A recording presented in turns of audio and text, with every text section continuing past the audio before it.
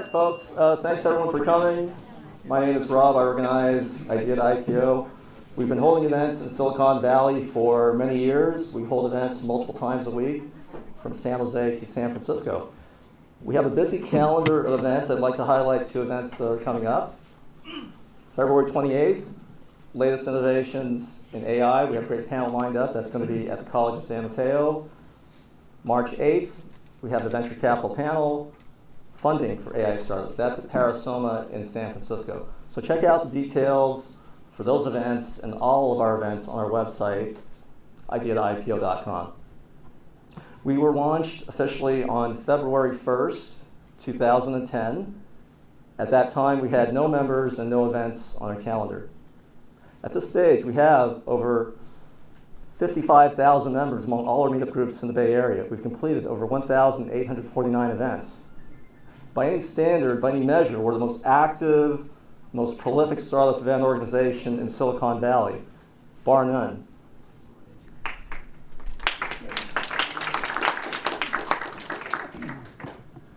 Is that it?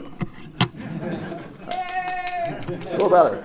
All right. So we're the most active, most prolific startup event organization in Silicon Valley. And Silicon Valley is a global center of innovation and entrepreneurship. That would make us the most active, most prolific startup event organization in the entire world.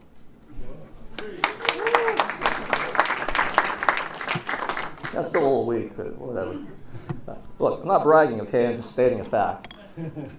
Our mission is to promote entrepreneurship, support entrepreneurs, build community, and provide value in the Silicon Valley startup ecosystem.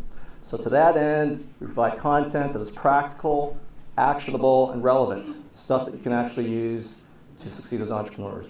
And we believe in building community because Silicon Valley is an aspirational ecosystem. It attracts people from all over the world who come here to do great things. Who here is not originally from Silicon Valley? Who here was born and raised in Silicon Valley? All three of you, awesome. Well, welcome. So in addition to our content-oriented events, we have some social events because it's important for us to provide multiple channels for you to meet people, build relationships, and grow your network, whether you're a native or whether you just got here last night. So we do have an event called the Silicon Valley TGIF Business and Social Networking Mixer. It's every few Fridays at the Hyatt Regency Santa Clara, and it's hosted by one of our team members, CJ Terrell. Let's hear it for CJ. Applause. Hi everyone, I'm CJ. So as Rob mentioned, we have these things called TGIF Mixers. So what are they? They're basically ways that we invite the community to come out. We hold them at the Hyatt Regency in Santa Clara. For those of you who aren't familiar, it's next to Levi's Stadium and the Convention Center in Santa Clara as well. We have them every few weeks. We get a great crowd, really people literally from all over the world. I've met people that are from everywhere from Japan to Hungary to, various parts of Africa, you name it, they come out. And these are free events, which is always a nice thing to boot as well. Our next one's going to be tomorrow. Starts at 8 o'clock. And again, it's at the Hyatt Regency in Santa Clara. I do welcome you to come out. It's a great ambiance. We're next to the bar in the front lobby. So if you are available and would like to meet some awesome people that are starting their own companies, we look forward to seeing you there. Enjoy tonight. With regard to value, it's important that we provide value at each and every one of our events. Not just value for your money, which is important because we know many entrepreneurs are struggling financially. So we make sure our events are affordable. And if you cannot afford the cover charge for whatever reason, come talk to me and we can work something out. And at each and every one of our events, we make sure there's a decent buffet meal. Is this a decent buffet meal? Well, like half the room likes it, that's cool. Well, let's hear it for Morgan Lewis for providing that decent buffet meal.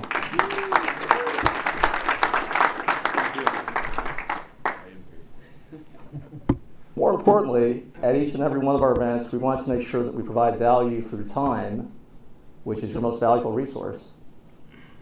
Is anyone here getting any younger? Probably not. So when you invest your valuable time and come to our events, we want to make sure that you maximize your ROI. We have many, many partners that help us do what we do.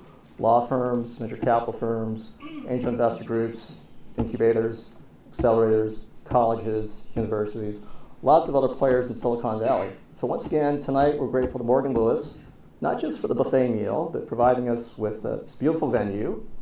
Is this a beautiful venue? Yeah, it's a beautiful venue. And a decent moderator. So let's hear it for Morgan Lewis. Once again.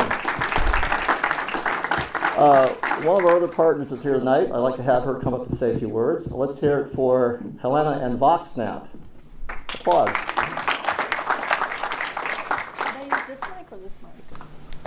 Hi everyone, my name is Helena Ranes. I'm co-founder and CEO of VoxSnap. Steady here. There's double mic though. Oh. I could Go ahead. hear both of you.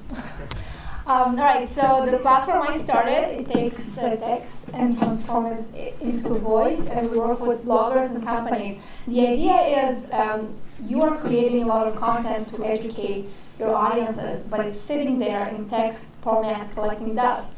How do you transform it into voice so it can be heard? You use VoxSnap. We provide the human voice, hosting, distribution to Amazon Alexa or Google Home, and a one-stop shop analytics dashboard.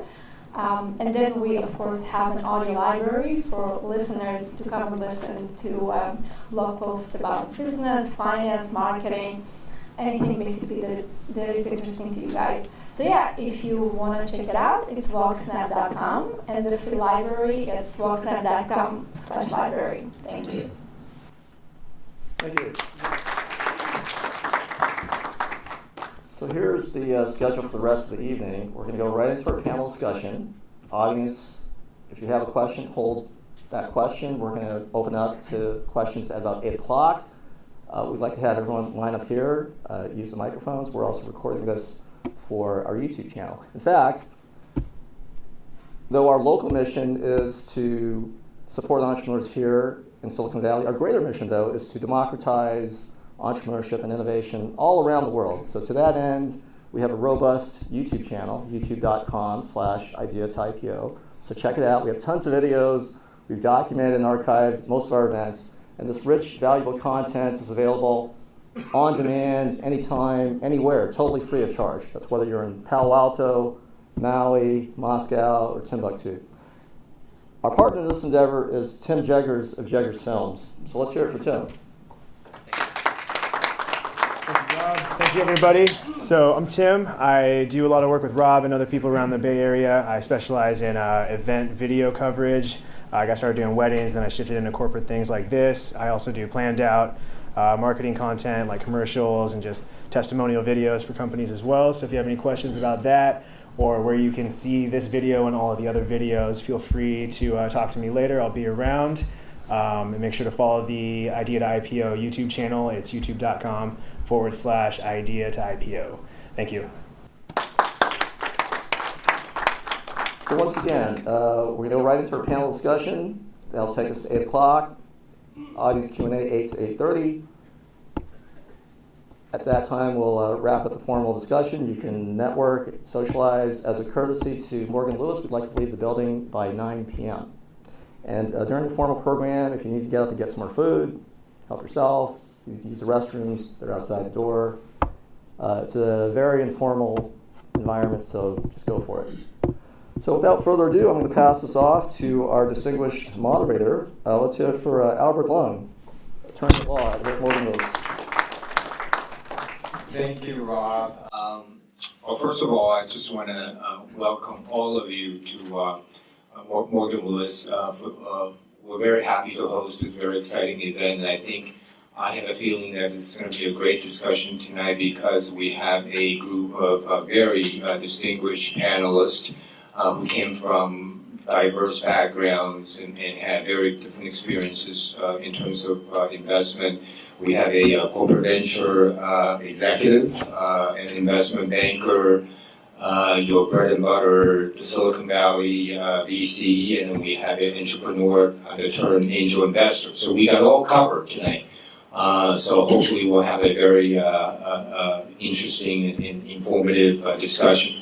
So before I ask the panelists to introduce themselves, I assume that, and I understand that one of the traditions of these events is to take a little survey of the attendees so that we can get a better sense of who are we dealing with tonight so we can better calibrate our presentation. So maybe we can have a show of hands. how many of you are founders or co-founders of a startup that is gaining some traction?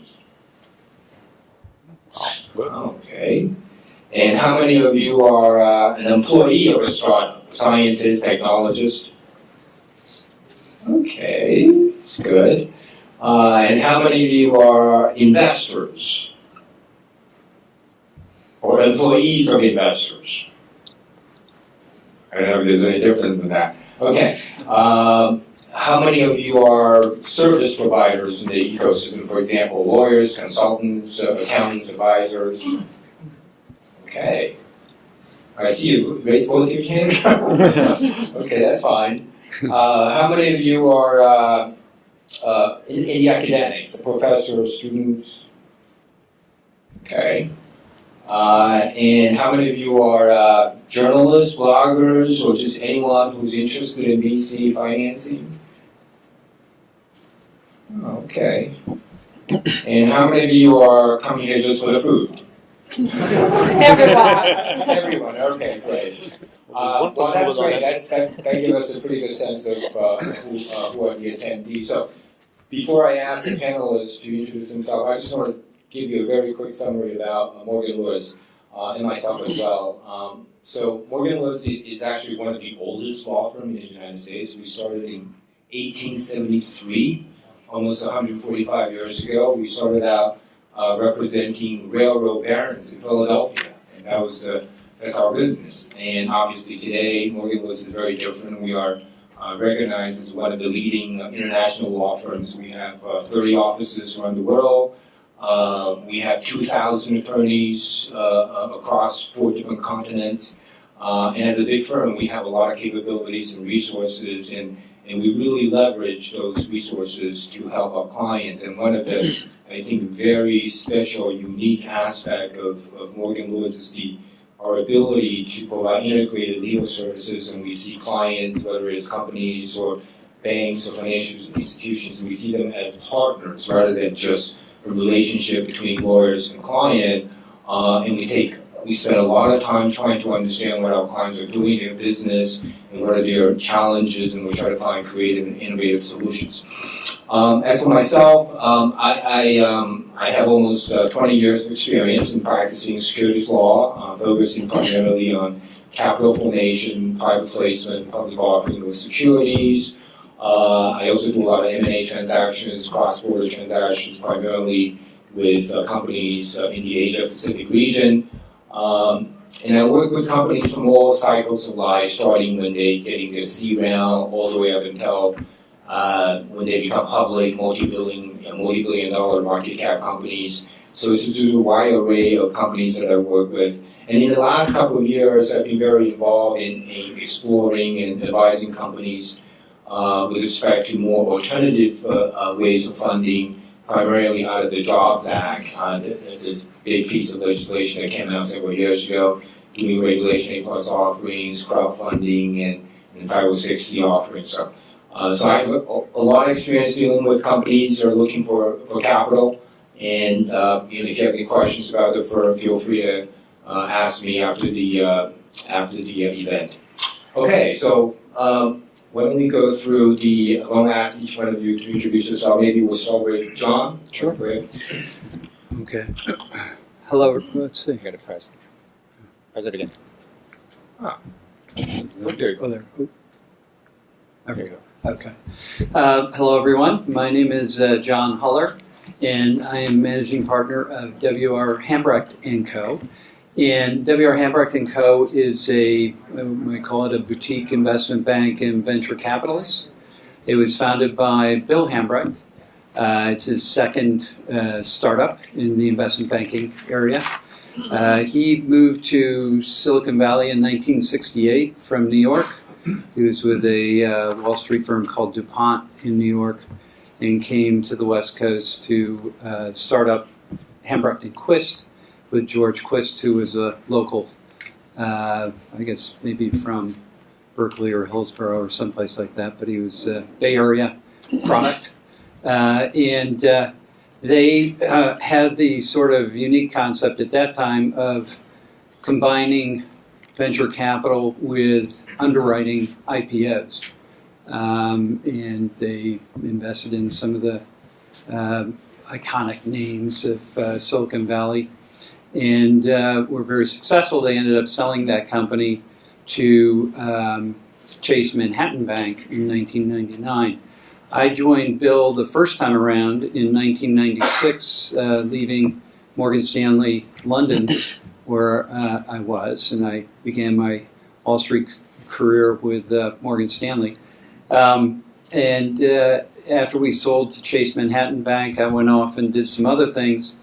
And Bill had already spun off of H&Q and started up W.R. Hambrecht, and with the same concept, really, of investing in early stage companies on the venture side, and then using innovative approaches to bringing companies public. He came up with the idea of a modified Dutch auction to take companies public, and trademarked it Open IPO. And in fact, Google used W.R. Hambrecht as the auction manager for their IPO. The investment banks, bulge bracket investment banks in that deal were CS First Boston and Morgan Stanley, but they priced the offering using the auction IPO. I rejoined Bill in 2013, and he asked me to be his managing partner. And we've been, we launched our Fund 3 in 2014 and closed it in 2015. And we've been working on IPOs over the last 3 years, working with Morgan Lewis on several of them, and using primarily market-based, auction-based approaches. And the Jobs Act, we're big believers in Jobs Act features to bring companies public.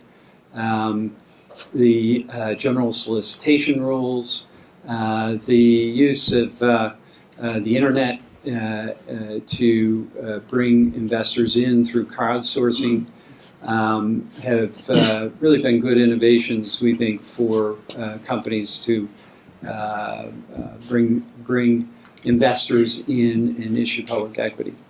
So I'll stop there. I'm just gonna...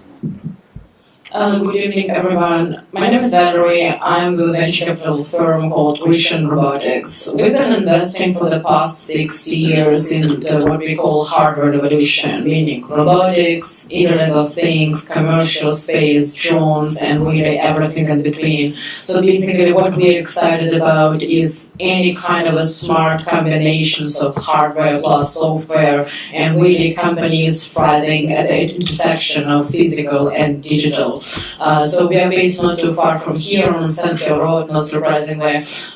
We mostly do early-stage investments, seed and Series A. Now we are investing our second fund, which is $100 million in size, and we have about 20 plus companies in our portfolio at this point, majority of them here in the United States.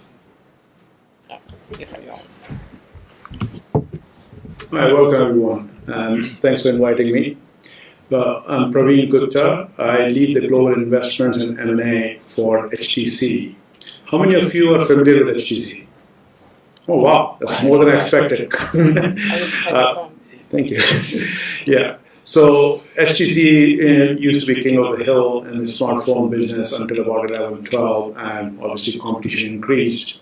Over the last 3 years, we have diversified into virtual reality in the space and also looking into AR going forward. So we currently have the high-end VR HMD, number one, the most interactive, immersive experience you can get. And we're continuing to evolve and enhance that. At the same time, we are not just a hardware company, used to be. A history for HTC, we are a 20-year-old startup. Believe it or not, we're still a startup. And we continue to evolve big time. We started in 1997 as an OEM PC board maker. We were the first one to come out. If you guys remember iPAQ from HP in 2000, we made that, we designed that. Palm Pilot initial design. and then first Android phone, first Windows phone, first type keyboard, first smartphone. So we are a lot of first, and we continue to innovate. And HMD, Oculus was out there, but we were the first one to ship commercially. So now what we're doing is evolving that HMD hardware side. We have launched a new all-in-one device in China. It should be coming to US sometime. But that one, you don't need any tethering. You don't need a PC. It just and resolution and all that is pretty good. At the same time, we are also building a software and services type of business for the content and the marketplace for the content. Because VR is no good if you do not have compelling content. So we are spending a lot of resources on that. So coming to investment, what we are looking for is core fundamental technologies for the hardware side, tools and platforms to develop, create content, and manage that content, distribute, publish, like streaming technologies, eye tracking, haptics, all kinds of different technologies. So we generally love to work with startup companies because it's easier to influence what will work best for us, and most often we are the first customer in those scenarios. We do look at slightly like later stage companies also, but then it's more of a strategic relationship. So we primarily do strategic investments, and then if it makes sense, we will go ahead and make an acquisition outright, or maybe a controlling interest, and then work together pretty closely. So I'll stop it. Thanks for holding the microphone. You have one. And great speech. So, good evening. My name is Andre Gezek. I'm an entrepreneur turned investor. So I guess I'm a bit of an old participant here. And basically, I'm a PhD in computer science, and I started the company at the worst of the crisis in 2001. And run it for about 10 years, and didn't actually raise that much money. I work, there's a lot of echo, but I guess I'm the only one who hears me twice. You hear me once. I could hear myself twice as well. Yeah. And I basically used government money. I applied for a grant from the National Science Foundation and obtained it, and it was the primary source of funding for my business. And what we did is a traffic reporting solution. It started as a software tool we would sell to television stations for the traffic report. It's the equivalent of the weather bed for traffic. And we sold it to 80 TV stations, and we're quite profitable.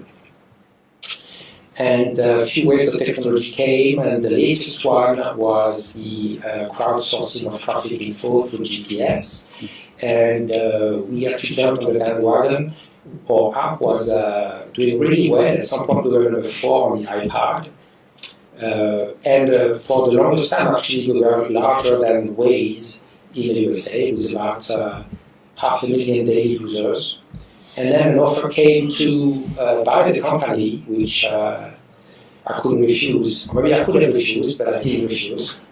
So here I am, and basically I'm decided to actively manage, my assets, the family assets.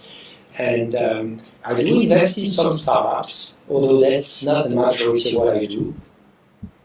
And I've also tried to find kind of new ways for individual investors to make money. So some of the deals I do involve debt and equity. So basically, or a way for me to get my money back sooner and just keep a little bit of equity so I can reinvest. So there are some situations where I'm a long-term into a business. Actually, I was one of the early investors into Nightscope. It's a robotics company. Maybe Valerie know it, so I hope I'm going to make some money from this one. Notably because there's not that many, they basically went the crowdsourcing way, so far there's no institutional investor in it. That means there's no preferences, so that could be good. We'll see. So that's pretty much it, and actually I did write a book, and I bought a few copies of it if you'd like to buy it from me after the questions time. with a nice discount. It's $18 on Amazon and plus tax, and it's 15 here, tax included. And I got the permission from our lovely host to sell it. Well, we get a cut, right? Business is business. Well, as you can tell, we have a very eclectic group of investors, but I think the common theme is that these are the folks who are every day making decisions to provide funding to startups and emerging growth companies. So maybe we can start off with the questions for each one of the panelists. If you are an entrepreneur, if you're a company starting out, and they're approaching you, and what are you looking for in terms of the whole decision-making process? What are the parameters? What are the criteria? And what are some of the things you try to avoid? Because I think there could be potential pitfalls. And there's so many companies out there to choose from. What are some of the things or methods that you use to sort of sort through all of these companies? Anyone? So our methodology actually starts with a quantitative approach. We work with data science and Clay Christensen's theories, disruptive innovation. I think in '97, Clay came out with the book Innovator's Dilemma. And, when Bill first read that, he said, gee, this sort of, he's put down very neatly in a theory something that I've done intuitively my whole career. So he got to know Clay, and they formed a relationship. And then Clay identified a data scientist out of Intel who was working with Intel on their venture portfolio. And they collaborated, Clay and Thomas collaborated and developed algorithms around Clay's theories and a methodology of scraping the internet to identify where a company was on the disruptive scale. So the first thing we do, Albert, is we take a company and run it through the algorithms. And so it's a good filter. And over time, we've run 5,000 different companies or products through the system. So we have lots of good intelligence from that. And now it's, as over the last 500, it's been right on a company or a product being disruptive to some degree and sustaining. 60% of the time on the positive side, and it's been right on the negative side 90% of the time. So it's been right on failure 90% of the time. So it's a pretty good tool, and we use it for our underwriting business too. We screen new potential IPOs using this methodology too.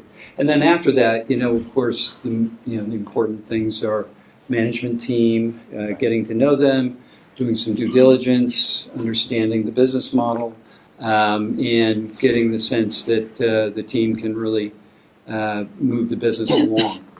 So that's it. I think there are a few things. First of all, as probably any other venture capital investor out there, I try to understand, first of all, is it what I call VC backable kind of business, or is it rather what I would call lifestyle kind of company? And what I mean by that, for example, with your business, you might go after, say, $1 billion market in terms of sizing, or like $2 billion market. And it may sound like a lot, but I, as a venture capital investor, looking for very specific type of companies. Like my main question when I talk to you, is it possible to make a $1 billion business out of your company itself? And if the whole total addressable market is just $1 billion, it's kind of not very realistic. I mean, but you would be able to pull this off. Still, you might be able to get a good outcome for this company, like you as a founder. You might get it to $5 or $10 million in revenue per year and, live happily ever after. But again, I, as a venture capital investor, I'm looking looking for so-called outsized returns, right, on my investment. I want to get 10x, 15x, 20x, whatever, the higher the better. But if it's like 2 or 3x on my original investment, it's just not something that's interesting for venture capital as an asset class. And I think related to that is really, are you trying to solve real problem, right? So I just talked about the, possible size of this problem, but I think in a kind of a companies we usually invest in like robots, like they're so cool, and very often entrepreneurs just so happy to be, to sit, somewhere and just keep building robots. And they don't really care, like, are there customers for this product? Do they even solve any particular problem? And I think for me, it's very interesting and very important to understand whether there are like good business people on the team, in addition to just like very talented technical guys. Are there people who can sort of control this excitement in a good way? Because essentially, both for end customers as well as in enterprise markets, nobody cares whether you use robotics or software or just regular humans to solve, their problems, right? They just want their problem to be solved. And I think this is kind of the thinking process that I very often find lacking in early stage hardware startups. And I think it's not something you can just add later on, right? This is like you have to put needs of your customers, at the heart of your business right from the day one. Otherwise, it's just entirely possible you will waste investors' money, you will waste quite a few years of your life basically trying to solve something that just doesn't exist.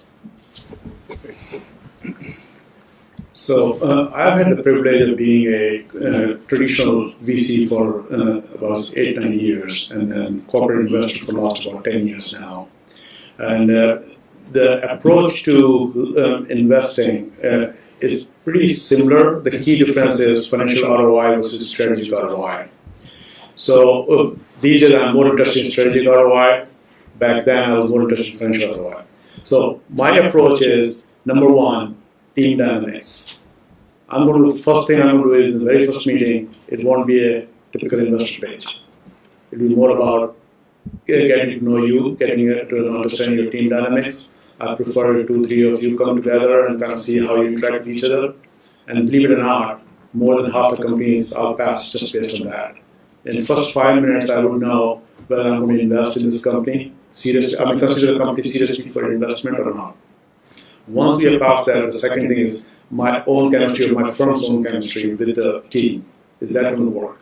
At the end of the day, investment is like a marriage. If it's not going to last for long, no, not worth it. So it's better to have that dynamics sorted out. Once that chemistry, dynamics, all that is sorted out, then we go into the traditional diligence process. Is it a real pain point being solved, or is it a technology looking for a problem? How big is the pain point? We generally know what markets we're interested in, especially now as a strategic investor. I know exactly what I'm looking for, and I have a pretty good idea of the landscape, who's out there, and how quickly I can compare all those. So technology, all that, basically something the way we look at an average team can totally mess up a top-class technology and not succeed. But a top-notch team can take an average technology or even no technology to a really great success. That's the basic process we go through.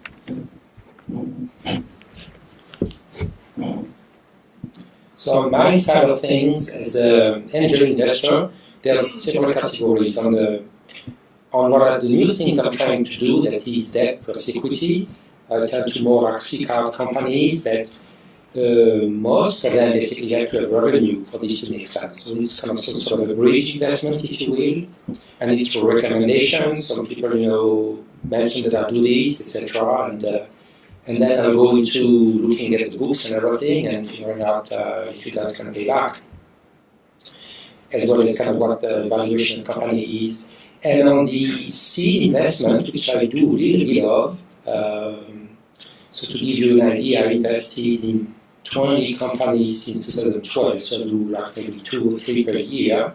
I'm very selective, and my process is to have certain deal flow. So I belong to angel groups. Currently, I'm only a member of one. It's a really good one, panel of angels, and I attend the meetings and look at the deal flow. And if deal is interesting, then I look carefully at what the due diligence has been done, and I do my own kind of secret source of what I look into. I look at the financials a lot, interestingly, even early stage, because it gives me an idea of how it's going to be run, etc. But not just, or the IP. I look sometimes very carefully at the IP, the patents, how they are written, and everything. I used to be a patent freak. So some of my colleagues have been surprised because I found something in the patent, something they didn't expect. We had a situation where they had somebody in the company that had a criminal record. Not that it's the end of the world, but they kind of misrepresented us about it, and I found it through patents. Because the name on the patents seemed familiar, and I googled it, and it was like that individual. But it's strange that they didn't mention he was part of the team. It's a long story short. So I can look into excruciating details when I'm really interested. But I certainly wouldn't do it on every company that I come across. So it's going to fit one into the whole feature of things. And also I have some very specific criteria for early stage on valuation, because at some point I've done my math and I realized that it has to be low in order for any early stage investor to make money in the end after all the preferences and all that stuff. So, actually, I have an example of that. Like recently, there's this company, shall remain unnamed, but only Series E investors are making money because it is being sold for less than how much money was invested in. But to me, the credit still is to the early stage investors who actually got this company off the ground, and these guys are getting nothing. So I'm very sensitive to that, and that's another reason why I'm very cautious about such early stage. Can I ask something real quick? And I think just to reiterate, a few people on the team mentioned, on the panel mentioned the importance of the team. And I think, yes, this is the number one thing kind of by default. And kind of nothing else makes sense if the good team is not there. And I think since we are here in the heart of Silicon Valley, there is a certain thought about founders that I wanted just to put out there. Across our portfolio, as I mentioned, we have about 20 plus companies in our portfolio. We kind of noticed two types of founders. One is there are some people who are great at execution, but not so great at fundraising. And let's face it, fundraising here in Silicon Valley is a kind of a game in itself. With its rules, with you have to be careful how you manage fundraising dynamics around here. Everyone talks to everyone else. Everyone says that they are very innovative and forward thinking. In fact, many people kind of try to follow other people, and kind of you have to be conscious about all this. And there's another type of founders who are great at fundraising and not so great at execution. And I think for better and third type combination of both, which is ideal. But unfortunately, we saw cases, and we had cases in our portfolio, people who are great at execution and also strong in fundraising, they've been struggling to get capital and to take the company further. And as we all know from many media articles about companies we are not going to name right now, but we all know whom we are talking about, there are a lot of people who are great at fundraising, and execution kind of doesn't matter, at least up until a certain point, and they can even be successful in selling this company, before it becomes clear to everyone that execution is not so great. So it's definitely not something I'm encouraging you to do, but just keep in mind it's not enough to have a great product, and it's not even enough to have a great business in your own opinion. You have to be a very good storyteller around here, and especially considering the sheer number of pitches all of us going through every single day, you have to really be able to stand out of the crowd to attract our attention. So one follow-up question on that. Obviously, I think if a founder has already created a company and he or she spends their life creating the products, obviously they don't have much experience in terms of fundraising. And when you're coming in as an investor, I think that the natural expectation is that you're going to come in and help us to raise the money. So I guess the question for each one of you is that, to what extent are you involved in terms of helping the founders in the company, not only just to raise money, I mean, it's only part of the story, is to help the business to develop to a stage where you can actually go out and, because I still think that fundamentally, investment is not just a marriage. I mean, but the bottom line is you got to have the fundamentals. The company got to have the product. You got to have the financials. The fact that you can go out and try to sell yourself, you can be a great salesperson, but if you don't have a product, you can't sell anything. So to what extent? You can, like, you can. Yes, you can, but you won't last long. I think that's the point, right? Because, Yeah, usually. right? I know a company like that. I know a great public company that became public in 1998. They didn't have a product. The CEO was charismatic. He can go out and they became $1 billion company without one single product. Okay, and then what happened? They went bankrupt, right? So, in any event, the question remains: what do you do to help the company, or do you do anything? So I'll answer in two ways. When I was doing the traditional VC investing, obviously sometimes we have board seats, sometimes we don't. But my number one priority was always to build a relationship, professional relationship with the founders, and also get to know the top management, and kind of understand what their challenges are, what they lack in the overall, like do they complement each other, and what kind of things they lack where I can add value, and then provide my own personal experience. Before VC, I worked in engineering as well as executive management roles for 15, 16 years, so I have a lot of business type experience.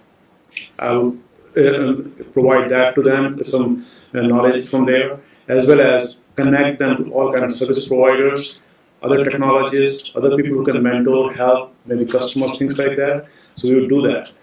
Now, as a strategic investor, number one thing that I do is make sure that once the investment is made, we handhold them inside my own company to ensure that they're getting the full value for which they signed up as a strategic investor. Because at the end of the day, they are expecting us to be their first customer, and we're expecting them to provide us the great technology that can help enhance our products. So, and not only that, for the future fundraising, we would continue to connect and promote them everywhere possible. Whether it's in panels like this or it's in general discussions, and just say, hey, if I see some need somewhere, I'll immediately say, hey, talk to this so-and-so portfolio company, and connect them and make sure that discussion happens. Even if nothing comes out of it, at least you have one more contact. It's a LinkedIn formula. You connect one, they connect two more, and three more, and you go on. So that's how we add value. Thanks for this perspective, very, very interesting. I guess mine is a lot more modest, and that's probably because I don't write the really checks being an angel. But I do serve on the board of one of the startups invested in. Actually, this one got quite a bit of money invested, and they called me to try to help them, and I definitely I'm doing that very actively, and trying to help the best I can. Actually, I go through some rough spots right now, and some of the expertise I've had being a CEO, running a company, a startup, can help. And I would add that actually I would do it even more frequently, but I think there's two things that make that I haven't been called on the board that frequently. And the first is that I don't, again, write very big checks. Usually it's the lead investors and the Series A and Series B folks that take a seat. And the second is another factor. Many entrepreneurs, actually, they are more... you hear more from them before you give them the money than after, which is so I don't know what the others can comment about this. But certainly on the angel side, it's often the case. You sometimes have to fetch the info. In a later stage too, I mean, I've invested in later stage stuff, and if you're not like one of the really big investors, you email the CEO for the latest financial results. It's like, it's going to DevNerd or whatever the new version of that is, and get the info. So, but, I'd be happy to help more if, and I think I can definitely help as a matter of fact. One of the things we provide is advice as investment bankers. And so if a company is struggling and maybe their strategy needs to be tweaked or the company needs to be repositioned in the marketplace, we'll help with that. In addition, we have other institutional investors. It might be crossover investors or other VCs that we work with on their portfolios, so we'll introduce them on the financing side. And then if the company matures enough, we would advise them to think about going public and approaching the public markets. I think we really see ourselves more like mentors, and the reason for that is our firm actually was launched by a successful entrepreneur, and he had a chance to work with many different kind of investors throughout his career. And I think we always try to strike this very careful balance, how to be supportive and available and proactive in terms of here are the areas where we believe we can provide significant value, and not become micromanagers, not to meddle too closely, inside of other people's businesses. So I think, and the good thing, as a team, we're a very small team, we're just 4 people, hopefully soon to be 5. So we are very transparent, we're not Andreessens or Clangers or Google Ventures of this world who, they had this huge operational team on staff, be it in the marketing or, business development or something else that is essentially available for their portfolio companies on an as-needed basis. But at the same time, we have a really good, diverse set of skills and experiences. So we have a successful entrepreneur who took, software company public. We have, another guy who's ex-Goldman Sachs, Morgan Stanley, and he handled a ton of IPOs and M&A and late-stage growth financing in his careers. And this is definitely very helpful to our portfolio companies as they, get more mature. I'm on my side, I'm primarily on the operational side. I have a strong background in software engineering, but also management degree and background in marketing and business development. And it's I've been helping, for example, especially if it's an early stage company. Here's again how you need to tell your story. This investment deck, this is horrible. Let's rewrite it. Even as nitty gritty as creating Excel spreadsheets with them together and literally, okay, here are the investors you need to be talking to, because we've been doing this for the past 6 years, and obviously we know everyone else around here and not just around here who also invests in this kind of hardware-related companies. Here are the people you should be talking to, and obviously we are making these introductions and whatnot. So I think just to summarize, it really depends on the stage the company is at, and I think depending on that, different members of our team can sort of step in and be as specifically helpful as possible, just depending on whatever company needs are. Can I add one more point? Go ahead. So, when it comes to value add, I think one thing that you as entrepreneurs and founders should do is during the fundraising process, you do your own diligence on the investors. Just like I said, we do the team balance, blah blah blah. You need to do your own diligence.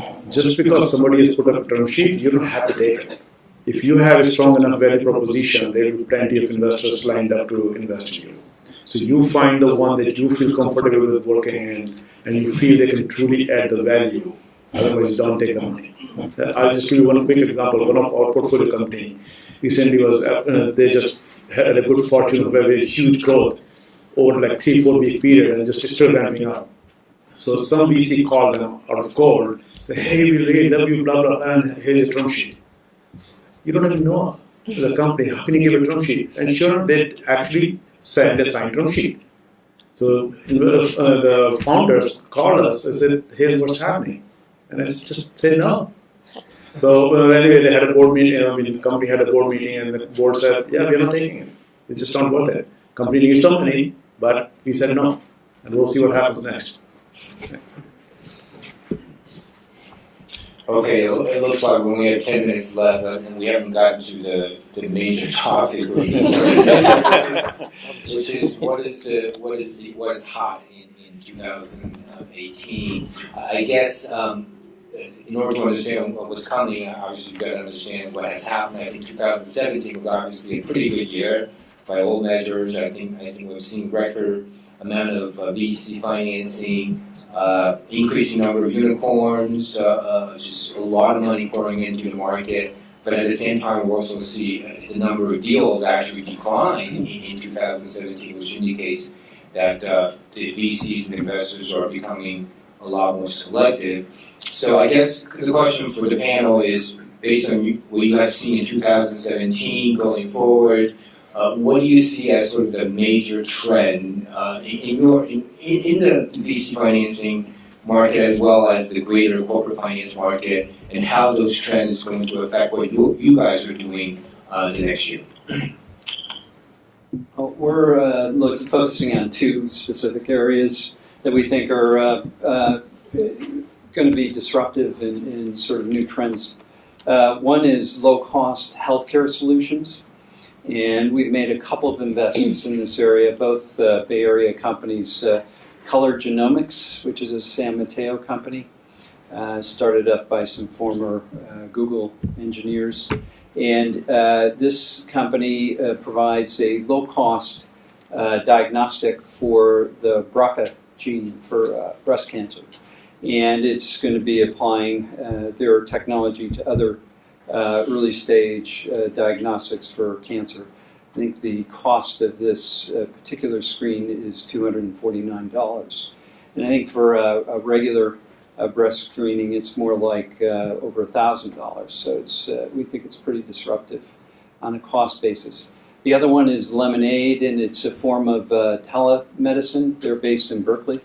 And we think this is another area that's going to be very disruptive, where doctors are doing a lot of prescribing and working with patients over the phone on sort of a generic basis.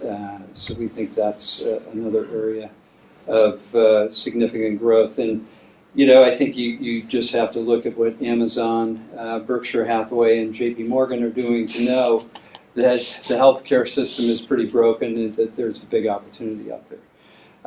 The other area that we think is kind of interesting is sort of smaller electric vehicles to take care of the last mile between the home and some sort of mass transportation. So that's an area where there's a lot of innovation going on in the market. And we brought a company public last year in September called Arcimoto, which is a three-wheel electric vehicle. And since then, we've probably talked to about 7 or 8 new startup electric vehicle companies. So we think this is a really interesting area for our transportation system. By the way, I fully agree on that, you know, sort of a personal mobility / urban transportation is a super interesting area. Like last year, we did a number of investment in stationless bike sharing, and like on the other hand, we invested like in drone delivery and also like in robots doing sidewalk delivery. So like there was so much to do in terms of using like low-cost sensors and new generation like robotics and automation system to sort of make our cities like finally smarter, like our transportation systems way more efficient. But I think generally speaking is like, to follow up what Albert said, I mean the numbers for investment sector for hardware specifically in 2017 also looked pretty good. So, you know, both amount of dollars invested as well as number of deals, both were like at all times high. And I think what's really exciting, especially considering that we've been investing in this space like for about 6 years, we've been one of the first in this area. I think there was this first initial wave of consumer hardware startups, and we all heard about Nest acquisition and Oculus, and Fitbit went public, and GoPro. I mean, some of these companies, you know, not doing so well anymore, but nevertheless, I mean, Apple acquired like Beats by Dr. Dre and so on and so forth. So I think in terms of consumer hardware, this area definitely became more difficult. just because like there's a lot of competition from Amazon and all other consumer electronics companies out there. The barriers for entry became lower, and kind of a defensibility competition, like they're becoming harder and harder. I think in consumer hardware there are still a lot of opportunities. They're just so much harder for entrepreneurs to execute on. But on the other hand, I think what's really exciting, like back in 2008, if you remember, when Mark Andreessen published his famous now Wall Street Journal column, like software is eating the world. Like we are pretty sure at our firm that sensors are eating the world. Like pretty much every biggest industry out there, like food and agriculture, or like construction, or retail, or like transportation, as we already said. It's maybe not as exciting like for TechCrunch to write about every day. It's not as sexy as like new generation, yet another consumer gadget from Kickstarter.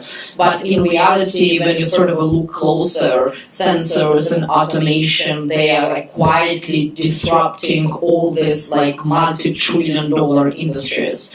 And I think like basically like just the way we look at it, we just pick every biggest old school like industry in the world out there, be it construction or you name it, and we are looking for companies that use sensors and like big data, machine learning, and robotics and automation to solve some biggest problems in these industries. And honestly, the opportunity is just endless. Where we are just at the beginning of this, new big investment theme, call it like smart hardware or like regardless. But this is like next big technological wave, in our opinion. Okay, I'll try to keep it a little short since we're running out of time. So at a high level, I think automation and AI are going to be the key theme in 2018, maybe beyond. But if you drill down to the next level, it's autonomous vehicles, whether it's cars or buses or bikes or whatever type of vehicles, and that also kind of leads to some of the robotics, especially in the elderly healthcare area, at home in particular. And then AI, the key area is going to be the computer vision. That is critical for not only robotics and autonomous vehicles, but also on the training simulation area. Just to give you an example, on the VR side, the electric utility, they're historically old businesses. The so-called really trained people, they are over 55, 60 years old, and they are not able to climb the poles anymore. So they sit in the back office, and the younger people in 20s and 30s, they go out there, but they don't know how to deal with each and every problem. Guess what? They're using the VR and AR kind of technologies, where the experienced person sitting in office knows exactly what's going on. They tell them how to do this, how to do this. So that's the kind of computer vision applications that are going to come up. So I think, in my opinion, is the automation and AI, and then autonomous vehicles, and the use of virtual technologies and computer vision are the key. As far as I'm concerned, in terms of technologies, some things I've seen, I think there's a lot of potential, is new prefab homes on steroids, which is one investment that I made. But given, situations with the fires or challenges into building a new home these days in California, high quality prefab is very interesting. So we've seen some companies reinventing this concept now. And robotics, although there may be investments that were made a few years ago, but I think they're really going to come to fruition, and you'll see these use. Think of Savioki, a company that provides robots into hotels that can deliver your toothbrush and stuff like that. The name. And in terms of the investment vehicle, I believe a lot in what I mentioned earlier, which is a debt plus equity. And actually, you probably heard of this firm, Indie.vc. They are doing this quite successfully, and I have my own, twist on that, and I think that's the future. Okay, you're right on time. It's 8 o'clock sharp, so it's Q&A time. And so I think the goal is to make sure that we get as many questions as possible. I think maybe we're going to limit one question per person. First of all, let's hear it for a panel. So we'll take as many questions as possible, and we want to try and address maybe some things we didn't get to address during the panel session. So who's got a question for the panel? Come on up. So we'll form a little line here. It'll be really efficient. So Don't be shy. you guys don't bite. So do it here because it's also being recorded for a YouTube channel. So we want to clean audio. So go for it. There you go. Use this. Hi, thanks. What are the amounts you are investing, typical sizes for early stage companies, pre-seed level? And what's the size of your current fund? We're actually in the at W.R. Hambrecht, we're in the process of raising our current fund. Our target is $300 million, and our typical investment in an early stage seed round would be $500,000 to $2 million. $100 million funds, and if it's seed stage, I mean, we can go as low as $250K, although usually it just doesn't make sense from economics standpoint, and we try to write larger checks. If it's like Series A and we are lead investor, anywhere from $2 to $5 million, but to go higher than 5, it's like really has to be something exciting. It's a little bit of a stretch for us. So like anywhere from $250K up to $5 million is pretty much. So we actually have 3 different vehicles for investment. One is that I primarily manage, which is off the balance sheet, don't have a fund for that, and we don't have upper or a lower limit. It really depends on how much money you got on the balance sheet. And at the end of the day, it comes down to how much strategic ROI can we get and what will it take to get the ROI. So a typical investment in that is about $2 to $3 million. We have done up to 15, and we've done as well as 500 from that one. The second vehicle we have is a $100 million fund, which is meant for an accelerator. And it runs in 5 locations, San Francisco, Shenzhen, Beijing, Tel Aviv, and we're about to open one in Paris. And that one, we bring in, it's like a Y Combinator kind of scenario. The difference is we bring in between 6 and 12 companies in each location every 6 months. We provide them facilities, all the services, as well as full access to HTC's technology, technical teams, content teams, and all that, and also help them build the ecosystem, full access to our ecosystem, effectively provide everything we can, and then help them raise the next round of funding. In that one, we do convertible note-based, and it's anywhere from $50K to about $1 million, average is about $200, $250K range.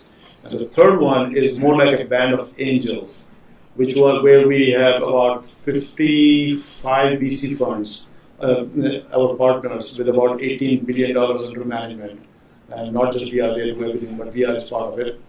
That one is done out of our China-based team. They effectively source all the deals, filter them out, and every 2 months they do a so-called demo day or pitch day, and where they invite all the partners and they pitch, and partners make their own decisions wherever they want to invest. And we also invest sometimes with like those companies. I have another question. How much you invest and what's the range here? When it's debt, it's different. It can go quite a bit higher, but as an early stage angel ticket, anywhere from 25K to 5K. Anything else? I'm quite happy to give it to somebody else if they don't have another question. Another question? Come on up.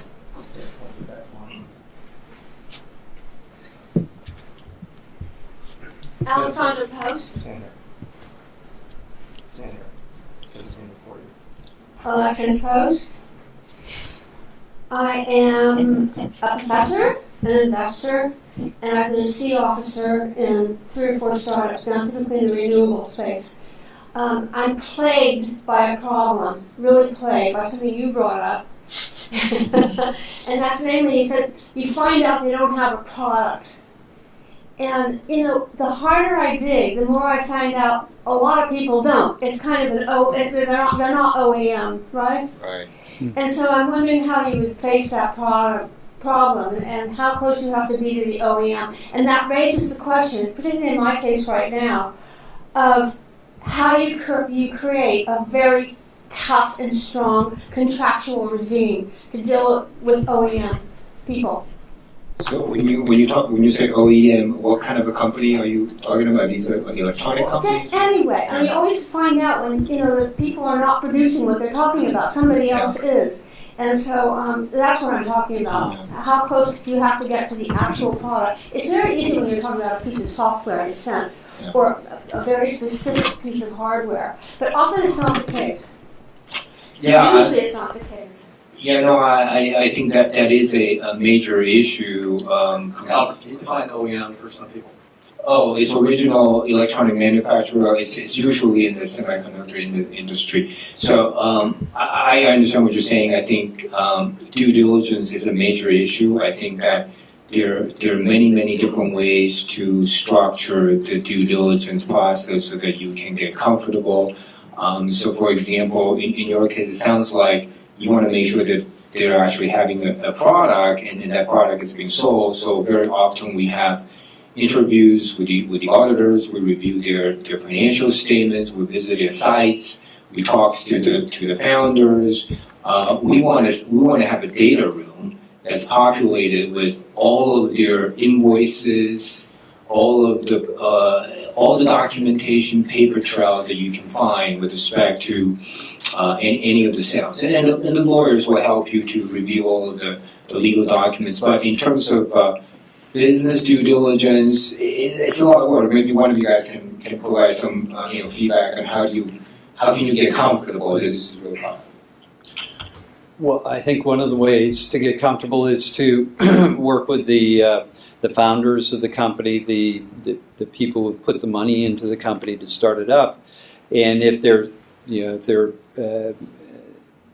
giving you the sense that they have this product, but they aren't, you don't think that they're really, they may not be completely honest about it. I think what you have to ask is, can you give references of who's manufacturing the product, and try to dig deeper, a layer deeper, to identify the sources of where their equipment or materials are coming from, and have conversations with them, and have email dialogue with them, so you can really assure yourself that this is a real company. The question is a bit different, namely that not how you see where the product is and are you near the product, but how does the entrepreneur create a valid regime with the OEM suppliers? Because a lot of these companies are aggregates of different OEM companies. Isn't that true?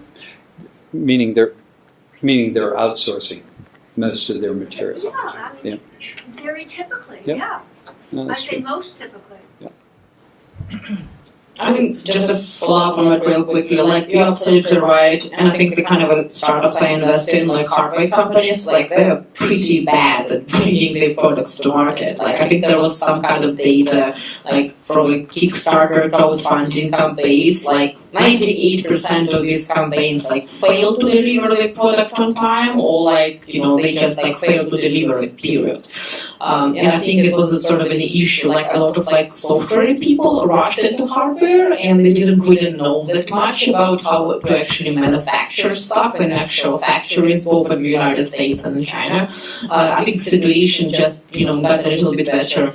But I think really the good thing for us, we know factories themselves. We know factories that work with startups, right? And I think another issue we often face, it might be a great partner, but they're not really accustomed to working with small and medium-sized businesses. It's Foxconn of this world, they're great while we work at Apple, but if you're just a tiny new company and you need to manufacture 2,000 units, I mean, first of all, with 2,000 units, just don't go to China. It's just not a very good idea. I mean, go at least with 10,000 units at the very least or something. But I think the only solution to that is really we always check that there was someone on the team who actually shipped hardware products before, been there, done that. And obviously we collect references on this person and everything. We have our own contacts among factories and also just across our portfolio. I think my portfolio companies already work with pretty much everyone around there, or at the very least they can again collect references. Is this particular manufacturing partner for real? Are they good in working with startups and things like that? But I think really just to summarize, like due diligence, like just dig as hard and as deep and wide as you can to cover your bases. So. No, I think what Valerie said is pretty accurate. I mean, as a VC, that's what we used to do. The key is make sure you know who the OEM is and you understand what they do, what their core competencies are. If you know for sure that they can work with the startups, they have the resources to basically put their teeth in the skin. For many of these OEMs, they're willing to develop first 1,000 units or 500 units for free. Believe it or not. If they're willing to do that, then they believe that the product will be there. But if they're not willing to do that, they want to be paid on the unit number one, chances are they don't believe, they just want the money. So I think that's a very good test right up front. And once you've established that, then I think you also need to have some specialists to understand that technology and make sure the technology is feasible. Just because entrepreneur claims there's a product they can make it doesn't mean it's going to be the right one, because it's the issues come in the last 20% of the commercialization piece. So a specialist, a consultant who you know should be able to validate that is this going to be practical or not. I'll just give you one quick example we did recently. I'm not going to name the company. So this company used to have a technology that has been used in movies like Spider-Man, Transformer, so all the so-called destruction that you see is from their technology. So they sold that company. Sold in the sense they kind of froze it, they still get royalty on it. They came to us saying, hey, here's a new technology and we can stream the VR type of data on a Netflix type of bandwidth, just like that. Sounds like dream. So obviously we didn't believe them first time. Then we found two technical people from within our company who understood what they were talking about. They spent 3 months with these entrepreneurs, digging on the chalkboard and everything, understand what they're doing, how they're doing it. And entrepreneurs were so confident, they had no hesitation in explaining everything. We got convinced, we invested in them, and we are the only investor. This company had just a paper concept, nothing else. And we know they're going to work, they already showed us the proof. I don't think I have a lot to add. I would concur to generate the sense of what our colleagues were saying. It seems to be a question of due diligence. What are you investing in? Where is the intellectual property? And is the team able to demonstrate what they really own? You know, if there's like a big gap, you should find out in the due diligence and then wait until it's fixed or not do it. So the other thing I just want to mention that to protect yourself from the legal perspective, you can structure the investment in such a way that, for example, there will be some sort of milestone. Let's say if you want to invest $10 million and you tell the founder, I'm only going to give you $1 million, but in 2 months you're going to have to show me that you have achieved certain milestones. And I think that the trick there is that you still want to have control over the company. You come in, you sit on the board, you look at the documents and financials, and if they don't achieve the milestones, you don't invest. And those will be one of the ways to protect yourself. And just on the basic legal framework, if the company is selling securities to you and they provided materially misleading information, that's securities fraud. You can always sue them. So. All right, next question. Come on up. We're going to keep it moving. So, sit up here until you're done. Let's get your follow-up. All right. Good evening. Thank you so much for sharing insights. I just have one quick question. So from a fund's perspective, how do you think about the optimal portfolio construction of companies? Okay. So right now our optimal portfolio is different, so I won't even go there. But as a VC back then, so in '98, obviously the internet was hot and everything was going big and all that. And we said, we are not going to invest in .com, period. We became the laughing stock of the Silicon Valley, believe it or not. What we did, we will invest in infrastructure because .com is nothing without infrastructure. And then what we did, given my technical background, I actually got up on the chalkboard and with my partners, we drew a full network segmented it, and said, okay, in each segment we're going to do 2 companies over the following 3 years, and at the component level. That's what we did, and that's how we survived. At the end, when the boom and the bust happened, we broke even. Everybody else was down 80-90%. I think there's that simple, highly unscientific answer to that. Like basically, every company we invest in our portfolio, we need to hope at least from our like financial modeling, like exit scenario planning, that it's at least going to return us our whole fund. I mean, obviously, it's not going to happen with every single investment we make. Like most of them going to, die and become walking dead. The death rate for startups around here. But basically, if you look at the data for majority of venture capital firms out there, that's pretty much the distribution. Like most of them either die, get a high rate, or at the best you get 1x, and there is one deal, or usually one, sometimes two, but sort of return you the whole fund and hopefully a few times ours. So it's not really an approach for portfolio construction, but I think it's just you're trying to find the companies in each case to the best of your abilities. You believe it's going to be $1 billion company, and then it's the rest will take care of itself. Hopefully. As an angel investor, my criteria are not different. Actually, I also look for companies that can be really big. Otherwise, it doesn't really make sense to invest early stage for these very good reasons. My situation is a little bit different still because I don't really have manage other people's money and have specific funds and specific timelines.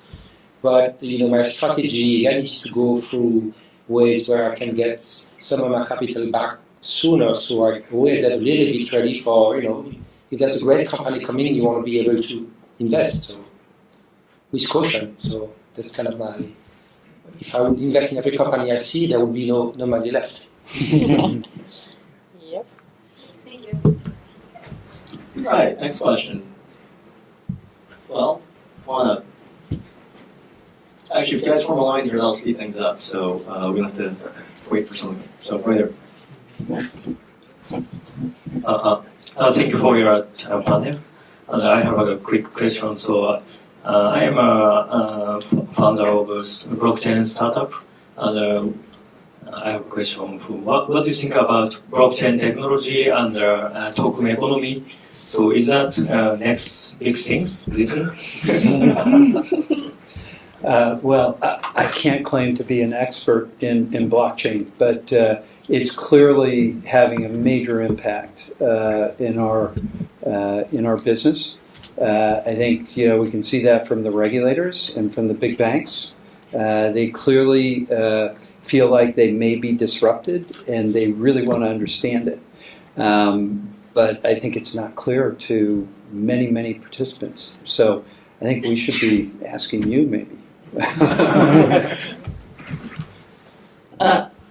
I think I really like the saying, humanity in general tends to greatly overestimate the speed of progress in a certain area in a short-term perspective, and really underestimate the rate of progress in a long-term perspective. So I think with blockchain, Bitcoin, all this stuff, I think there's definitely a lot of hype. And I think a lot of people expect so much more is going to happen so much quicker than it's actually going to happen. So the correction is kind of inevitable. But I think what's most exciting for me, we're not talking about ICOs and this is kind of a separate world in itself. I think what's really exciting for me, and for example, why I kind of am more interested in Ethereum as opposed to blockchain, I think it's just everyone's so excited about cryptocurrencies themselves, but I think it's just one very specific application and use case for blockchain, right? And I think Ethereum is sort of more conducive to this other use cases, and there are so many, I think, very exciting stuff you can do for medical records. I mean, for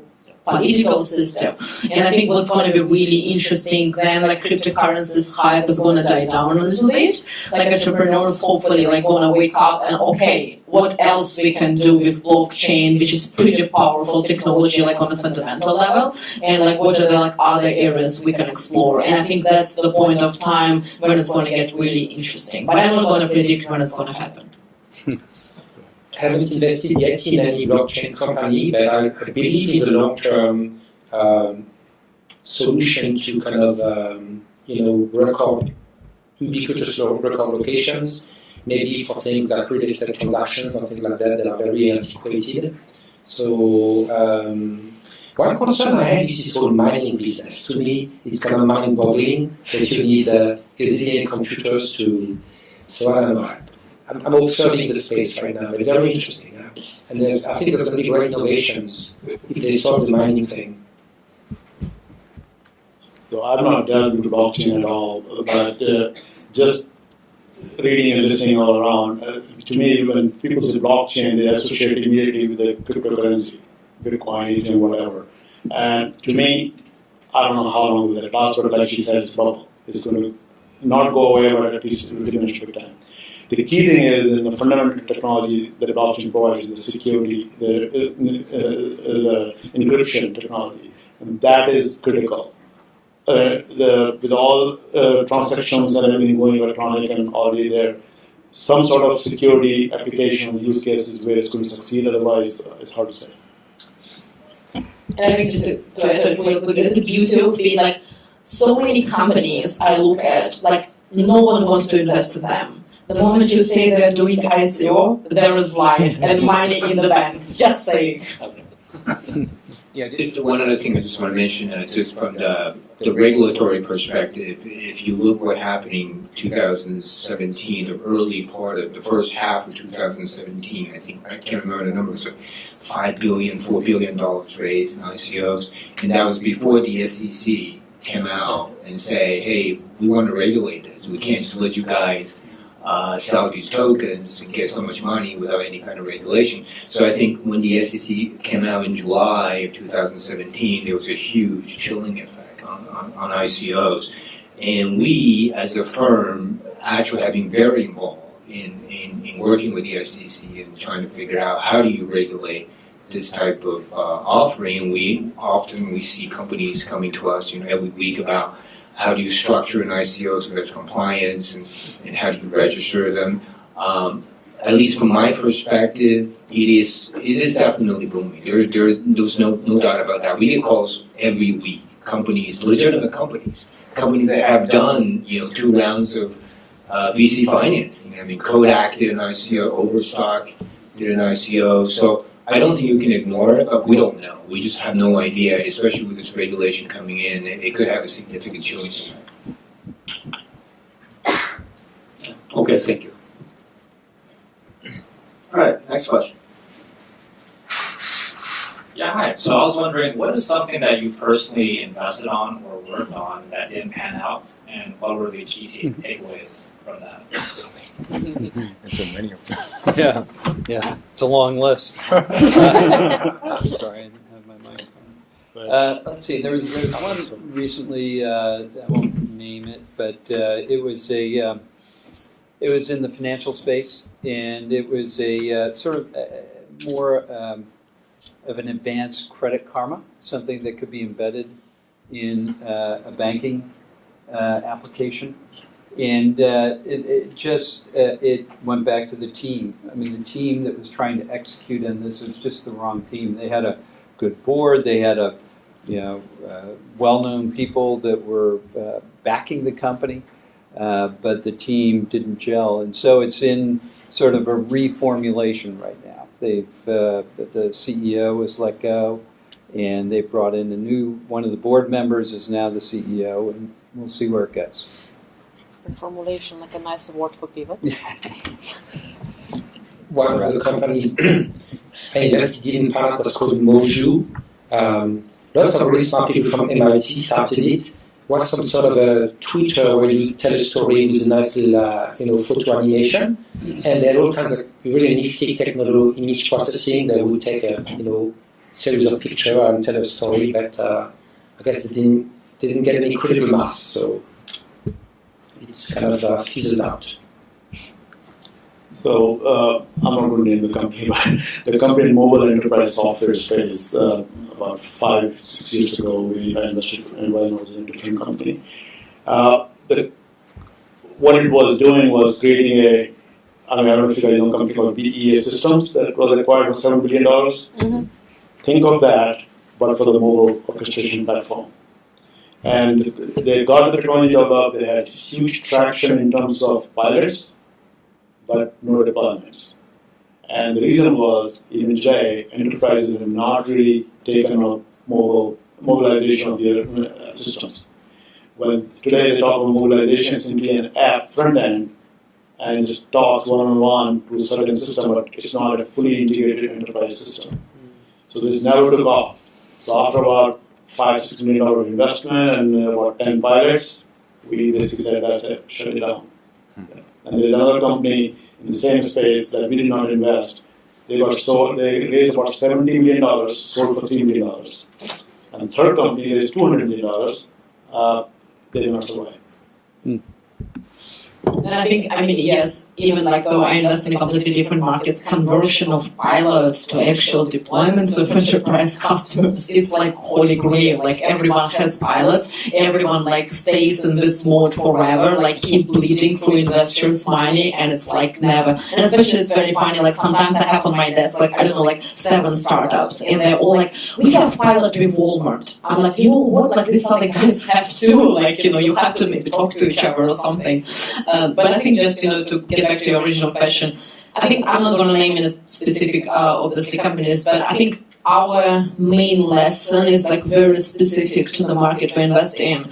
And like the thing we learned is like, you cannot rely just on margins on your hardware products, especially on the consumer side, but I think in general, even though we invest in hardware, it's very quickly getting commoditized.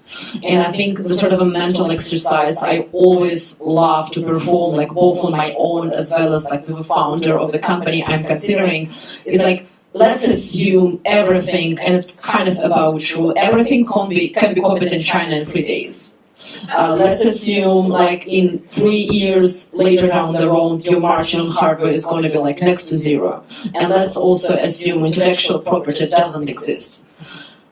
Are you still able to build a viable business? And actually it is possible. And I think there are like a few things you have to keep in mind. So first of all, be sure that it's a product, not a feature, so to say. It's not something that can be easily integrated into the next, like Apple iPhone, for example, right?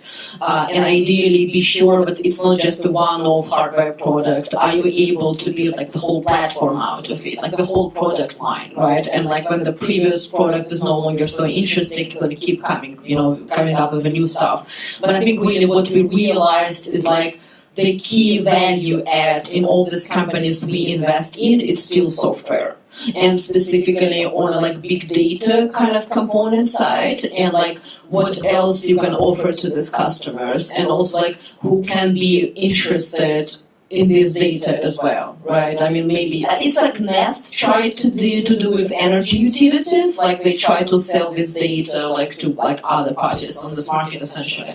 And I think also what's critical, what are the ways for you to like offer your customers like recurring revenue / like premium features based on software, so that you can keep increasing ideally like lifetime customer value of your user base beyond just the one-off hardware sales. Like, I got your hardware device and I keep giving you money. And I think we made a few mistakes a few like years back. We just invested in a few companies that were just selling hardware, and as you probably know, like Xiaomi pretty much killed Fitbit, like DJI pretty much killed most of the consumer drone-facing companies here in the United States, and like now we are like very conscious of this dynamic.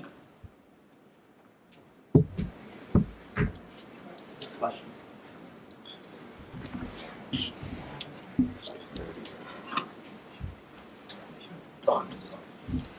Good evening. Could you tell us a little bit about your own capital raising process? I take it's easy for me, I sell my computer. And if I go into raising capital, we'll see. I'm not sure, but I may be going for that, if my model works.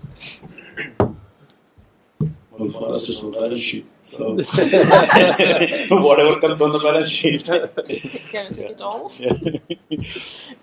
Okay, so we have two main sources. One is family offices that have invested with Hambrecht for many years.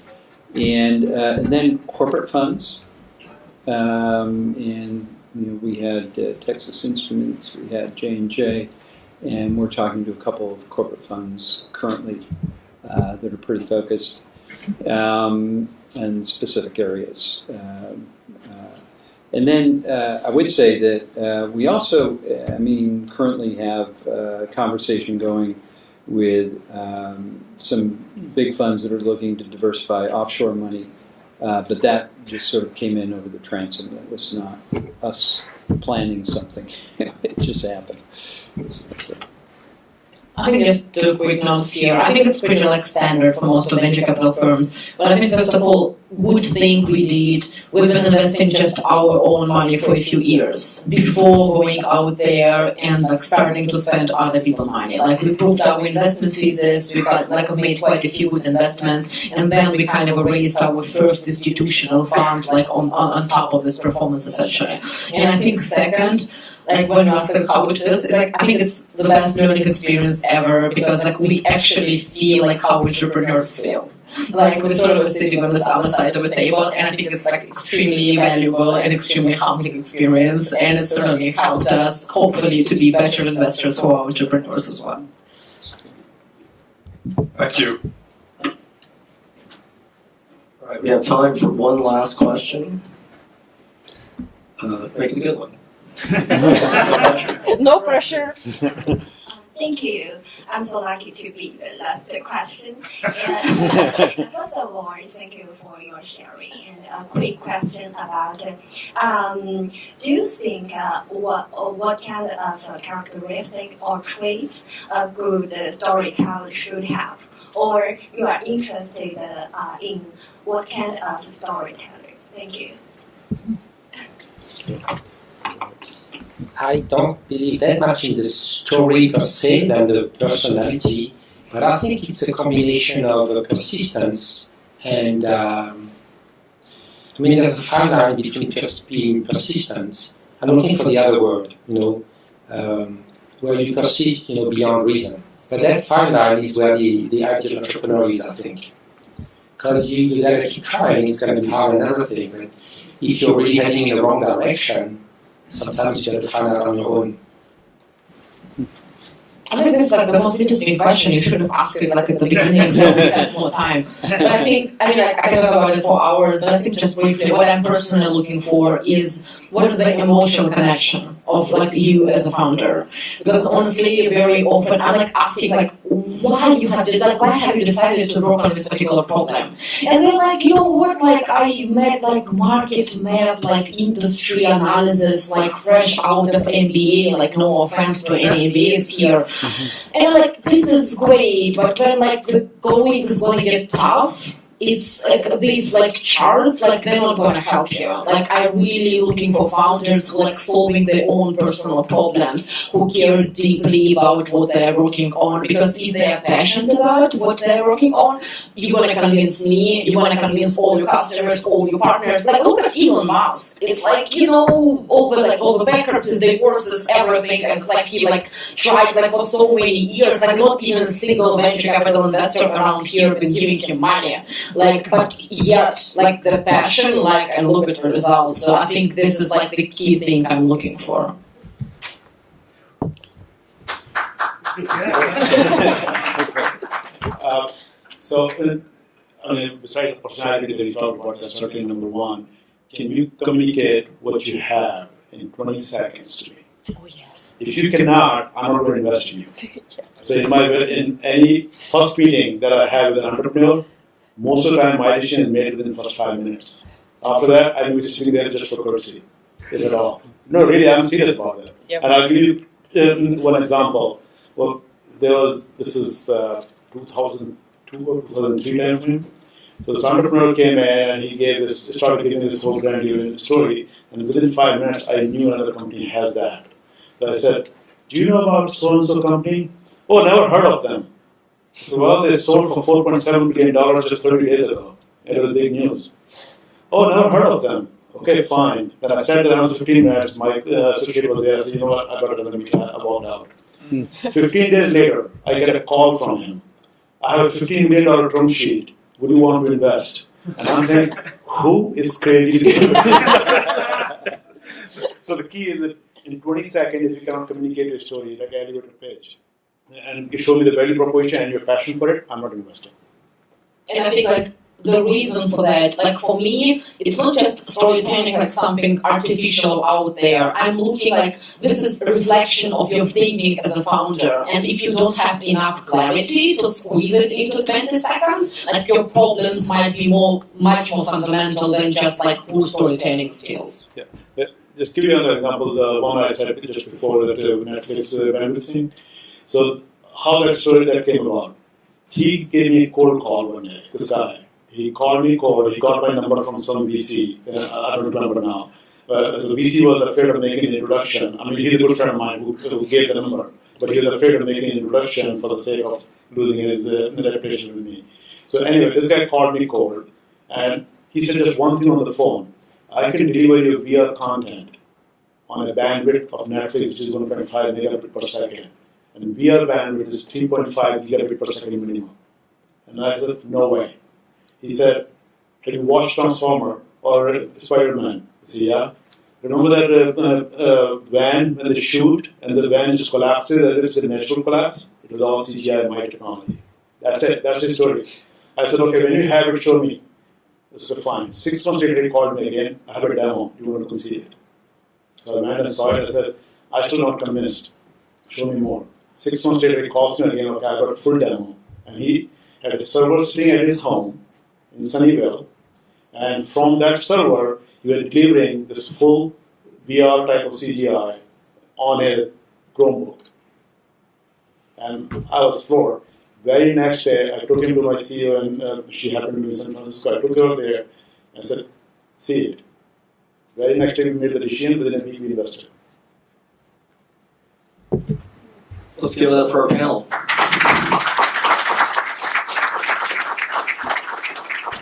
Let's hear it for our moderator, Albert Long. Let's hear it for Morgan Lewis, our sponsors, partners, and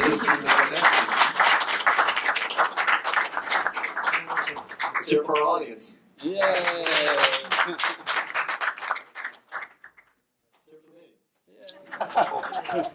So, folks, unfortunately, we need to leave the building by 9 p.m. By the way, the video will be on our YouTube channel in a few weeks. Visit youtube.com/idea2IPO. If you want to keep the conversation going, there's a Starbucks down the street. Otherwise, we'll leave the building by 9. Feel free to take some food home. So, thanks for coming, and we'll see you next time. Thank you.